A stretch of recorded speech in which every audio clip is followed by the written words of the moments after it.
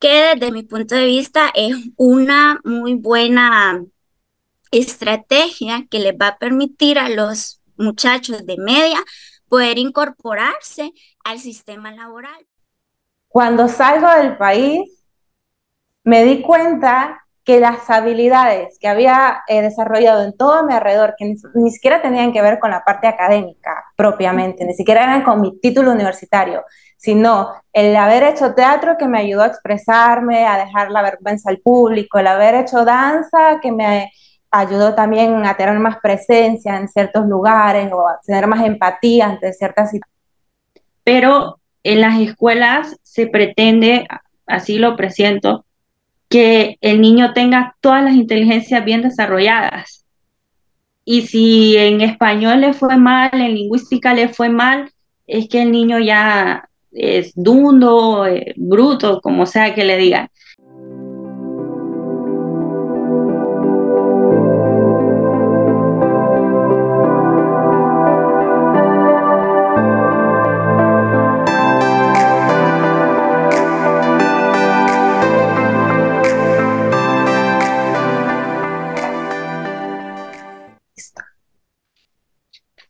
Buenos días, buenas tardes, buenas noches. Bienvenidos a nuestro cuarto podcast. El día de hoy, pues, vamos a estar tocando un poco el tema de la educación, ya que ya inician las clases la mayoría de las escuelas y creemos que es un tema importante que debemos de estar abordando. Buenos días, buenas tardes y buenas noches. Bueno, por lo general soy yo quien presenta. Mi nombre es Alejandra Gutiérrez y hoy estamos en el cuarto podcast con nuestra invitada especial, Jessica Zúñiga. Vamos a hablar sobre educación, así que me alegra muchísimo tenerte aquí, Jessica. Hace mucho tiempo que no te miraba, así que me encanta que la tecnología siempre nos pueda unir. Muchas gracias, Alejandra y Fernanda. Muy contenta de poder acompañarles y agradecida con esta oportunidad porque pues es una oportunidad para poder crecer y aprender también. Bien, para los que no saben, Jessica es docente, se preparó en la Escuela Normal Mixta, tengo entendido, sí. Y también como licenciada en Educación Básica, Prebásica y Kinder, ¿no? Sí, en educación básica y tengo experiencia en prebásica también, en kinder y preparatoria. A ver, Jessica, si nos puedes contar un poquito más sobre la experiencia en la docencia, sobre vos. Muchas gracias. Pues sí, bueno, soy egresada de la Escuela Normal Mixta Pedro Nufio y pues seguí la línea del magisterio siempre en la parte de la educación primaria, que ahora en Honduras la conocemos como educación básica. Y después de haber cursado mi carrera de pregrado en la Universidad Pedagógica Nacional Francisco Morazán, pues desarrollé mi experiencia laboral en el sector no gubernamental, específicamente con grados de primer ciclo, primero, segundo, tercer grado, y tuve la experiencia de poder acompañar a los niños de prebásica en una escuela bilingüe brindando la clase de español para kinder y preparatoria. Ese fue un reto grande y precisamente más adelante de ese reto les voy a comentar un poco eh, cómo el sistema educativo pues, puede limitar o puede potenciar al estudiante desde el nivel prebásico hasta el sistema universitario. Y qué bueno, Y pues sí. perdón, qué bueno que mencionas esto de poder limitar o potenciar también, porque por lo que decías, has también transitado en diferentes sistemas dentro de la educación. Cuando hablamos de esto del sistema, ¿a qué nos referimos realmente cuando hablamos de este sistema? Porque es tan amplio que realmente solo cuando estás en la educación te das cuenta de las diferentes realidades. Es correcto. Bien, en Honduras el Sistema Nacional de Educación está compuesto por los niveles de educación prebásica, que pues es lo que nosotros conocemos comúnmente como kinder y preparatoria. Y el tercer grado de prebásica, que es la preparatoria, es la que lo habilita para poder ingresar al nivel de básica, que ya es primer ciclo, primero, segundo, tercer grado, segundo ciclo, cuarto, quinto y sexto grado, y el tercer ciclo de la educación básica, que es séptimo, octavo y noveno, que pues nuestros padres y creo que nosotras lo cursamos como el ciclo común de cultura general, ¿verdad? Pero ahora es tercer ciclo de la educación básica. Y luego tenemos la educación media, que ya aquí están los bachilleratos, con el bachilleratos técnicos profesionales y el bachillerato en ciencias y humanidades. Estos están dirigidos bajo la Secretaría de Educación de Honduras y luego pues ya el sistema o el nivel universitario, perdón, pues ya lo rectora el Consejo de Educación Superior y las diferentes universidades que están adscritas a este. Entonces, de manera específica, ya la Secretaría de Educación dicta, ¿verdad? En nuestro currículo nacional básico, cuál es el enfoque, que pues en el enfoque se declara que la educación es constructivista, ¿verdad? Sin embargo, ya en la realidad, el mismo Sistema Nacional de Educación, a través de la Secretaría de Educación, pues dicta la evaluación, ¿verdad? Que aquí es donde ya empieza a haber como una cierta discrepancia entre lo que se dice que se tiene como enfoque o como modelo educativo y lo que realmente se evalúa. Entonces aquí es donde ya encontramos que puede haber una limitación para el estudiante, para el mismo docente en su quehacer y o puede potenciarlo. Ahí todo dependerá también del quehacer, del objetivo que tenga el docente para con sus estudiantes. Y pues, estos lineamientos de evaluación aplican tanto a nivel, al sector gubernamental, que es como los centros públicos que nosotros los llamamos comúnmente, como al al sector no gubernamental, que es todo el sector privado. Entonces, en este sentido, aquí es donde podemos declararnos constructivistas, pero a veces pasa que nos contradecimos con la evaluación porque el sistema nos hace pensar más en la calificación que en el desarrollo de competencias. Y aquí es donde vemos que existe una deficiencia que ya no es solo un problema propio de Honduras, sino que es algo que quizá en otros países cercanos a lo nuestro también lo viven a ciencia cierta. La burocracia también, que los docentes, que tenemos un papeleo, que la carpeta, que el portafolio, que no sé qué, y entonces al final se pierde tiempo en la burocracia, que se nos olvida después que nuestro quehacer es brindar o desarrollar estrategias de enseñanza-aprendizaje que les permitan a los estudiantes valerse por sí solos, ¿verdad? Ser autónomos e independientes y sobre todo autodidactas también. Y ahora que te escuchaba de esto, porque es que todavía se utiliza el constructivismo, que no es nuevo, pero que sí es cierto que a veces me cuestiono un poco si el constructivismo para esta nueva generación está siendo funcional, sobre todo para una generación donde prefieren desarrollar otras habilidades que lo lleven como más al ambiente laboral real, que tal vez pensar en un título propio, ¿no? Porque como también estamos en una época muy de la tecnología, entonces esto también llama mucho la atención, son otras necesidades, otras habilidades las que buscan también los estudiantes. Es correcto, y en este sentido sí es importante que ya se haga una revisión, por ejemplo, de nuestros propósitos. Hablo a nivel macro, ¿verdad? Se supone que está el plan de la refundación del sistema o de la educación nacional con el nuevo cambio de gobierno. Y este no solo tiene que ser de forma, sino de fondo. En este sentido, pues es importante ya plantearnos o pensar si el constructivismo realmente lo llevamos a cabo desde que se creó el Currículo Nacional Básico o solo quedó en papeles pues vemos que la realidad es otra y seguimos siendo tradicionales, seguimos usando las clases magistrales, la evaluación sigue siendo solamente lineal y sigue siendo con mayor énfasis en la función sumativa. Entonces, esta situación sí se debe de revisar desde las autoridades correspondientes.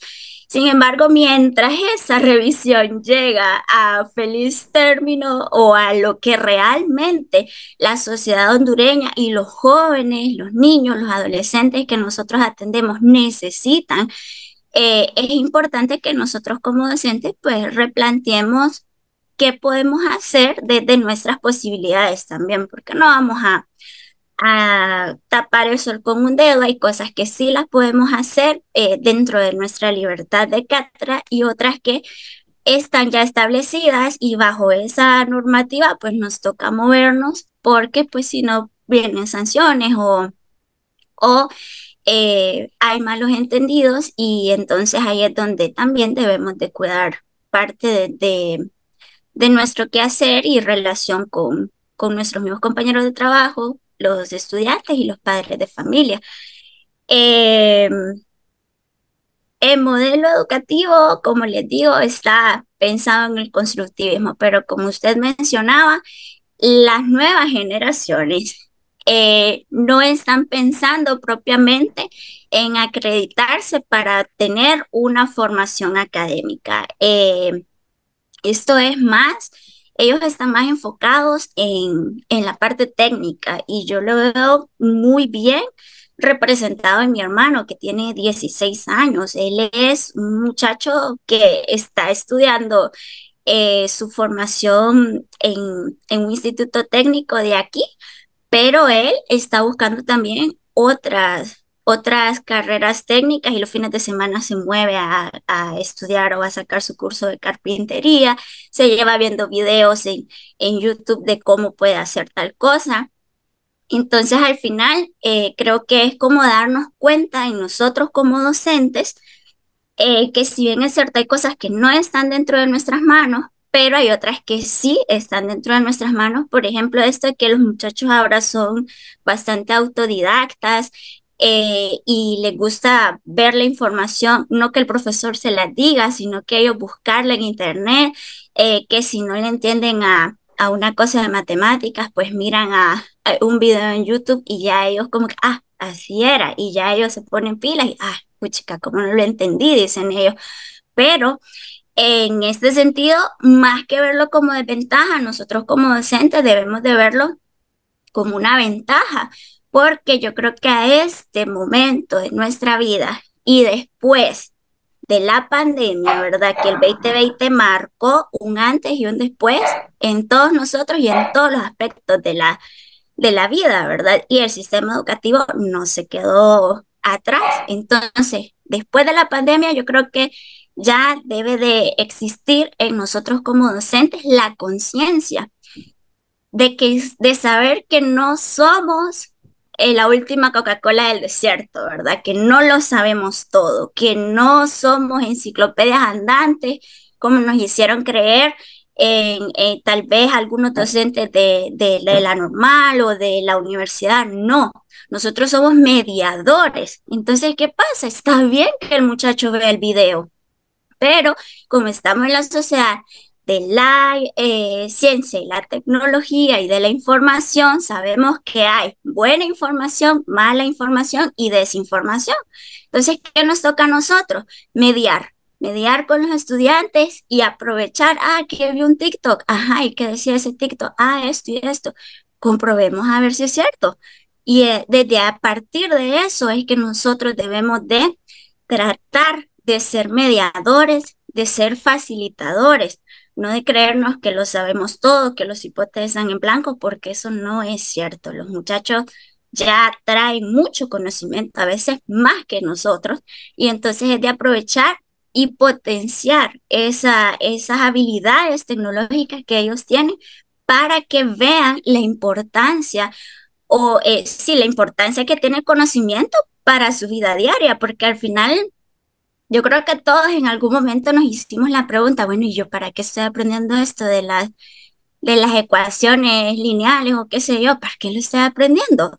Y cuando ya alguien me explica a mí, dice, no, mira, es que va a aprender estas ecuaciones porque en algún momento de su vida le va a tocar ta, ta, ta, y así es como darle sentido al aprendizaje que obtenemos. Sabemos que no todo el aprendizaje que tenemos es como que lo vamos a usar siempre o en algún momento de nuestra vida, pero tratar de que la mayoría de ese aprendizaje sea significativo, no solo porque hay aprendizaje significativo, que sea significativo porque yo sé para qué lo estoy aprendiendo y por qué o dónde lo voy a utilizar, eso es lo importante. Y la parte técnica sí es algo que está en auge en en nuestro país y que sí se debe de potenciar, solo que hay que buscar, no las mismas, ¿verdad? Sino que hacer, contextualizarlas, porque vaya, por ejemplo, a la población de Choluteca, de Valle, no le va a interesar llevar eh, un bachillerato técnico en ciencias forestales o algo así, porque quizá esa no es realmente la necesidad que exista en ese entorno. Entonces, también desde las autoridades, pues tendrían que contextualizar y buscar, ir a la necesidad y preparar a los docentes también que van a formar a estos muchachos, porque eso es muy importante. El papel aguanta con todo, ¿verdad? Pero pues es importante saber que es ir a la necesidad de manera puntual, porque si no, pues después que las caravanas migrantes, que esto, que lo otro, y nos quejamos mucho, pero hay que ver qué estamos haciendo para que pues esto se detenga desde la necesidad de las personas que lo están padeciendo, no desde lo que uno cree que es como lo correcto, lo adecuado. Entonces, en ese sentido, creo que ya este año se planteó una forma diferente de evaluar en media, que es más con aprendizaje basado en proyectos, que desde mi punto de vista es una muy buena estrategia que les va a permitir a los muchachos de media poder incorporarse al sistema laboral. ¿Por qué? Porque en esta estrategia no solo van a desarrollar habilidades cognitivas o procedimentales, sino que se van a desarrollar las habilidades blandas, que hoy en día son muy, pero muy importantes.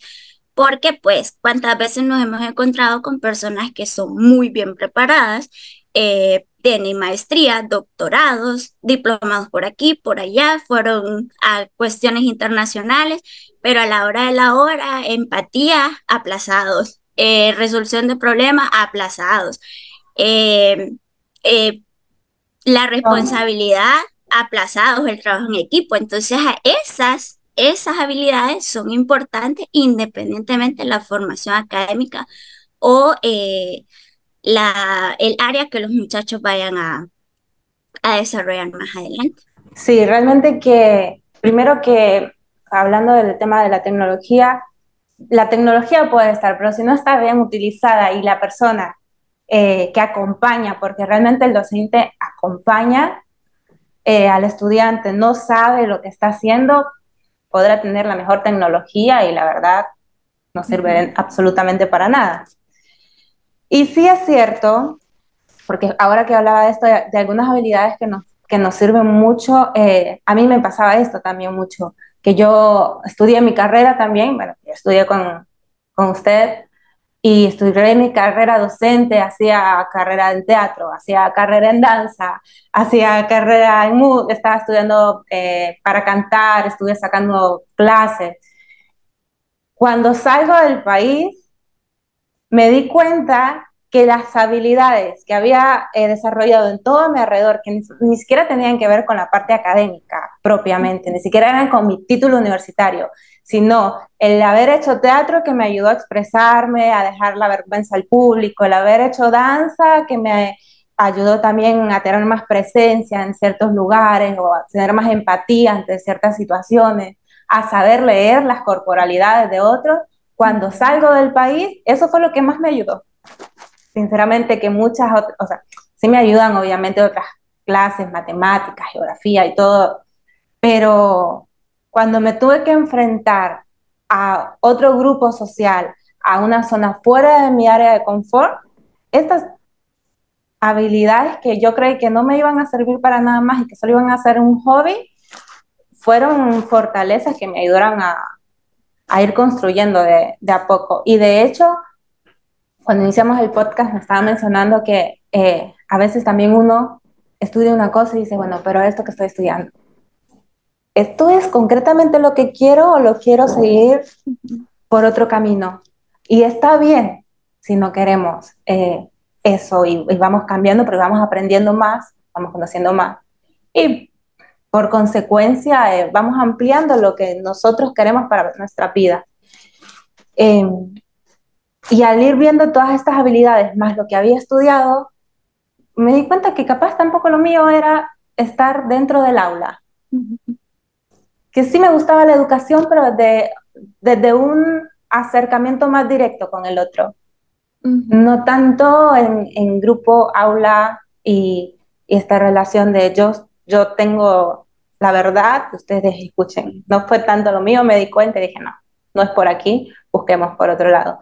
Fernanda, por ejemplo, que es psicóloga, que puede hablarnos un poco más también de otras habilidades que muchas veces no tomamos en cuenta cuando estamos en la educación, en el sistema, y que son muy importantes y que muchas veces incluso los chicos cuando salen a buscar becas, cuando salen a buscar oportunidades, tienen el espacio para poderlo hacer, pero es tan duro para ellos porque no desarrollaron otras habilidades, como decía, las habilidades blandas, y es bastante duro precisamente por eso, porque todo es aprendo conceptos, aprendo esto y no opino, nos cuesta mucho opinar.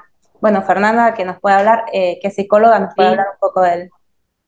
Sí, y es que, bueno, yo siento, por ejemplo, nosotras tenemos dos primitos, por ejemplo.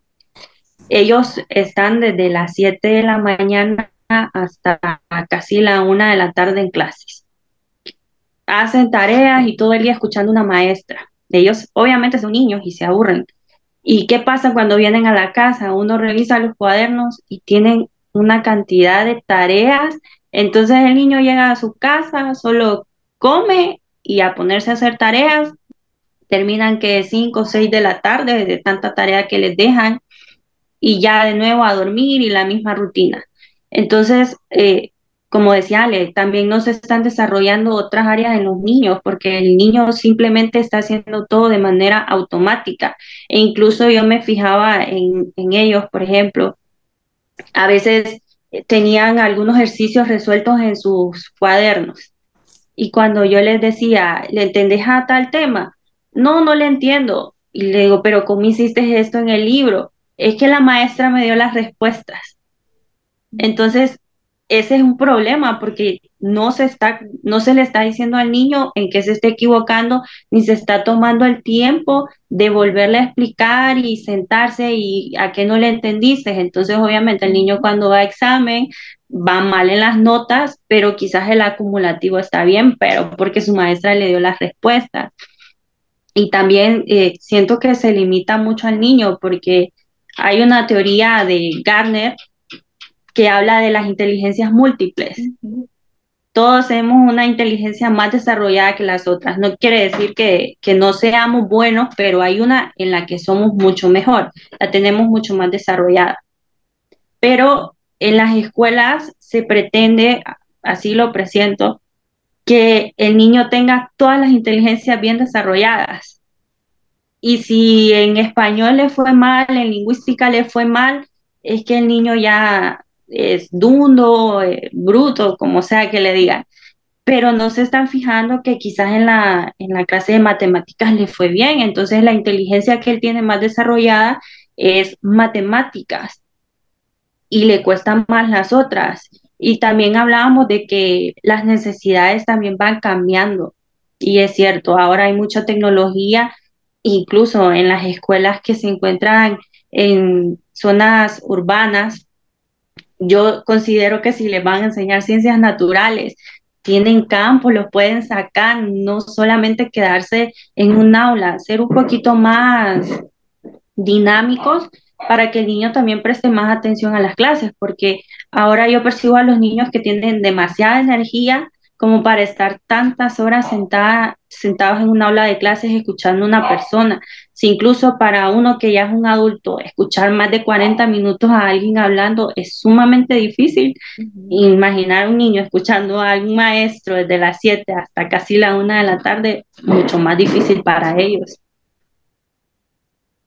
Es correcto. Y en eh, sobre los aportes que ustedes dos han brindado, uno es muy importante saber que la tecnología es un medio para la innovación, más no es el fin de la innovación, sobre todo en educación.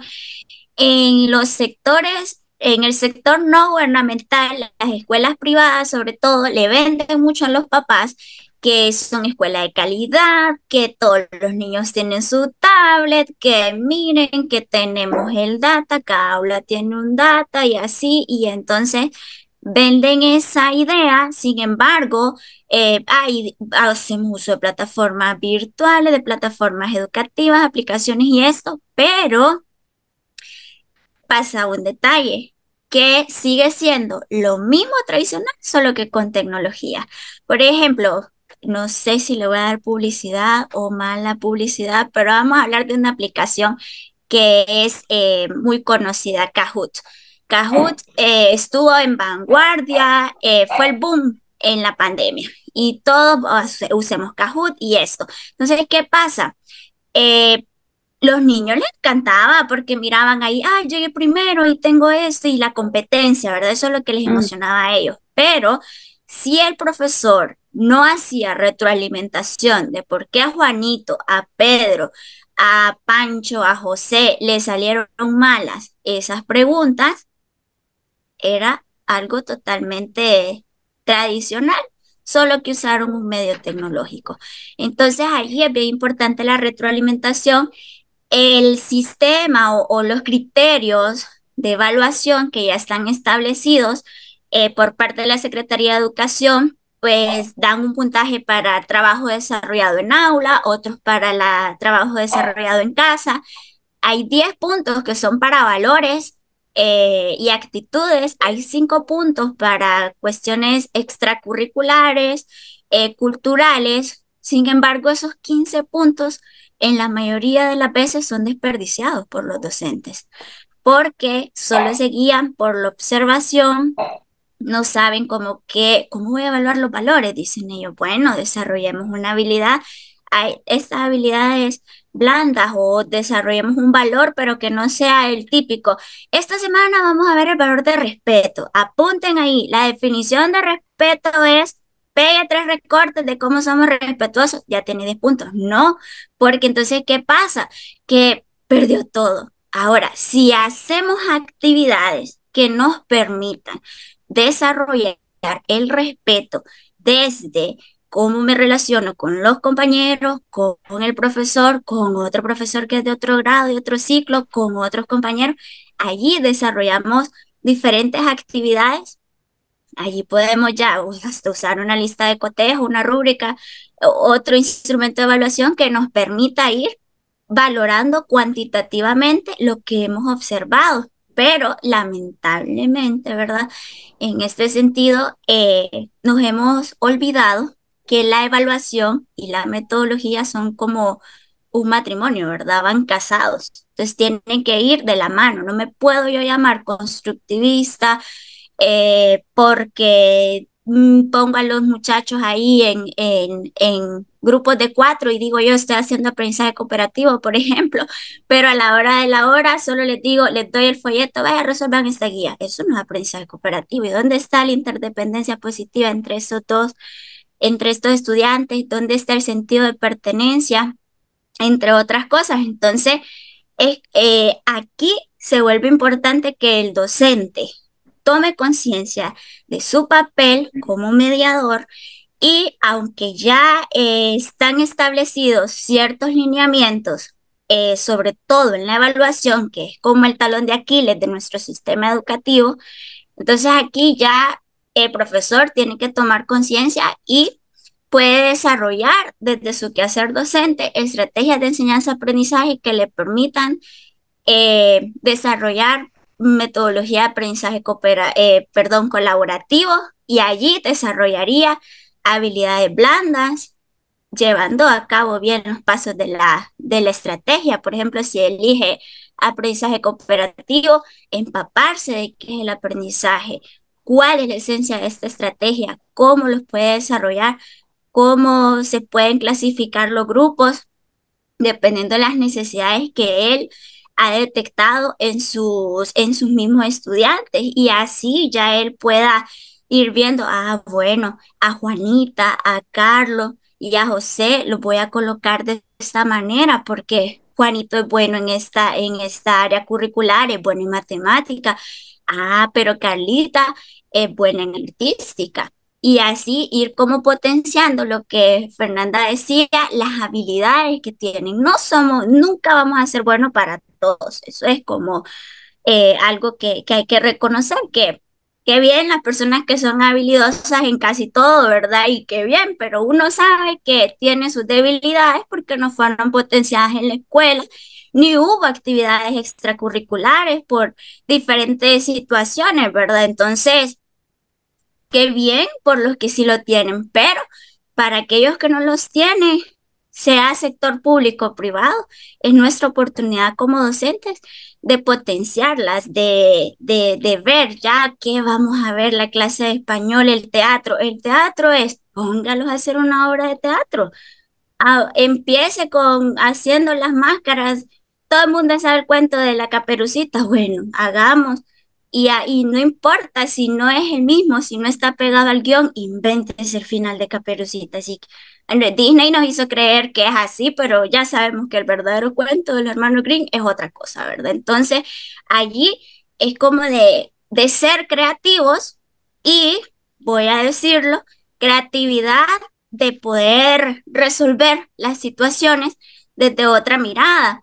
Pero pues nos han enseñado que la creatividad es tener el aula bonita, ¿verdad? Y eso pues quedará para otro, para otro día porque es amplio el tema, pero eso sí es importante. Y ya para finalizar este comentario, es bien importante hacernos la pregunta, reflexionar sobre lo que estamos haciendo. Y este escritor Francisco Invernón, que es un escritor muy conocido, que habla acerca de la didáctica, ¿verdad? Y el papel del profesorado en las aulas de clase, pues él siempre en sus conferencias indica y empieza con lo que estoy haciendo como profesor, ¿para qué lo estoy haciendo? Entonces, eso es bien importante que como docente nos preguntemos, ¿para qué estoy enseñando esto? ¿Por qué lo voy a enseñar? Y después viene el cómo, ¿verdad? Y entonces ahí ya nos empezamos a preguntar qué estrategia puede ser más funcional para los estudiantes. Totalmente, Jessica. Bueno, el tema realmente es muchísimo más amplio. Sé que podríamos estar más de 1 y 2 horas hablando porque son temas sociales, son temas de educación que son completamente transversales. Pero en esta ocasión vamos a dejar este pequeño podcast hasta aquí. Y para terminar también me podría hacer un comentario que me pareció importante y es entender que el trabajo en la educación para el docente también no ha sido nada fácil. Realmente el docente necesita un apoyo, sobre todo en espacios donde es una sola persona para muchos, que muchos vienen iniciando y con tantos estudiantes no saben qué hacer, realmente necesitan un apoyo y creo que eso también está faltando muchísimo en los espacios. Sí. No dejarlos solos a los docentes es importante, es un equipo grande el que se necesita solo para una persona. Yo he sido integradora, que básicamente, para los que no saben, es quien apoya al docente, al padre y al alumnado, es como el que está en el medio y hace como el integrador hace que todos se comuniquen para que sea más fácil. Sí, agregando a eso que vos decís, es cierto, a veces la carga se le deja solo al maestro y creo que no lo mencionamos, pero es importante por encimita decir que el hecho de que el papá también tome un rol en la parte educativa del niño es importante y también que el maestro se fije en las emociones del niño, porque a veces el niño quizás tiene problemas en su casa y eso está haciendo que sus notas bajen, que no preste atención. Entonces, estos dos factores también se deben de tomar en cuenta en la educación de un niño. Bueno, muchísimas gracias a todos los que nos han escuchado hasta acá. Si quieren que sigamos hablando un poco más sobre educación, el sistema u otra área de la educación que llame su atención, pueden dejar sus comentarios. Muchísimas gracias. Esto es Generando Dudas. Chao. Chao. Nos vemos.